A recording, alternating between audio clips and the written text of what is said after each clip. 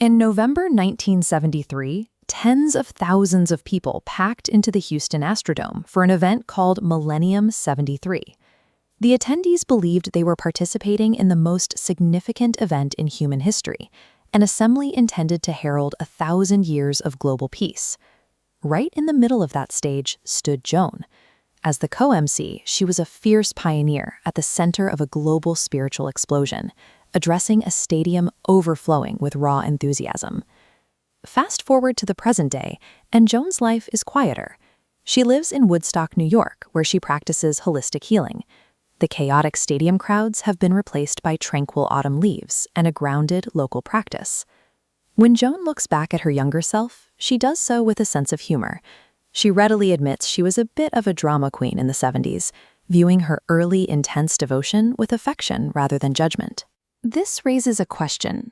When the explosive hype of youth fades and movements inevitably quiet down, how do we integrate our past intensity without becoming cynical? When the noise stops, what actually survives the test of time? To understand Joan's journey, we start in the late 1960s. America was dealing with severe political turbulence and a fraying social fabric. This cultural disillusionment drove a spiritual malaise, pushing an entire generation to seek meaning far outside of standard Western norms. For many, this search led to the hippie trail, a grueling overland route connecting Europe with South Asia.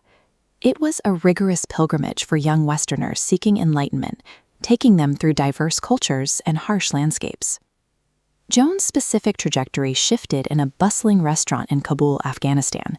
Amidst the noise and spices, she met a group of English travelers who told her about a young teacher in India whose presence was said to be deeply impactful.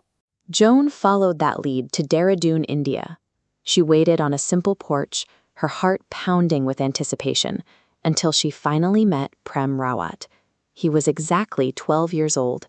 His youth belied his directness. He looked at her and asked a blunt question. "What do you want?" Stripped of her intellectualizing, Joan gave a simple answer. She wanted peace. His response was equally challenging. "Search all of India first, and then come back to me." That brief, unvarnished exchange narrowed her focus. The wandering ended there, as Joan transitioned from a seeker of many things to a student of one, carrying a definitive lifelong purpose. By April 1971, Joan returned to the United States with fierce conviction. She was determined to act as a bridge, cultivating the conditions for others in the West to experience what she had found in India. She launched an unrelenting telegram campaign, barraging Prem Rawat with messages. Overcoming the geographical and technological barriers of the era, she constantly pleaded for him to visit America. Her persistence worked, culminating in his arrival in Los Angeles later that year. The early gatherings were unpolished and fueled by an organic, desperate demand. Halls were so packed with eager attendees that people were literally dripping from the rafters. But rapid growth brings internal strain. In the mid-1970s, the movement suffered a highly publicized family split. Prem Rawat's mother and elder brothers broke away from him, causing massive emotional and organizational upheaval for the followers. Through this chaos, Joan remained steadfast.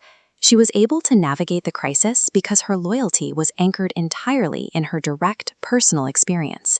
It existed independently of external family dynamics or shifting organizational politics. When the organizational hierarchy fractured, Joan didn't waver. Her commitment didn't rely on the status of the Rawat family. It relied on the feeling she had found on that porch in Dehradun. Even as others walked away, she stayed. That commitment eventually guided Joan to Woodstock. Over the decades, the high-energy fervor of her 1970s activism matured into a steady, quiet spiritual flow.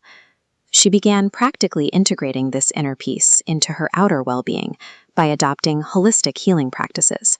She explored modalities like crystal work and polarity therapy, an energy-based system focused on balancing the body's natural fields. Looking back, Joan embraces a philosophy of passages. This is the ability to view the different phases of life, especially her intense youth, with affection and humor, rather than judging her past self. Beneath the changing phases of her life lies a profound, unchanging resonance in her heart. This direct experiential connection to her teacher remained a constant, even while the external world shifted around her. Think about your own drama queen phases, or the intense convictions you once held. Growing older isn't about erasing those passions. It's about letting time refine them, uncovering the steady core that sustains us, even after the stadium lights go out.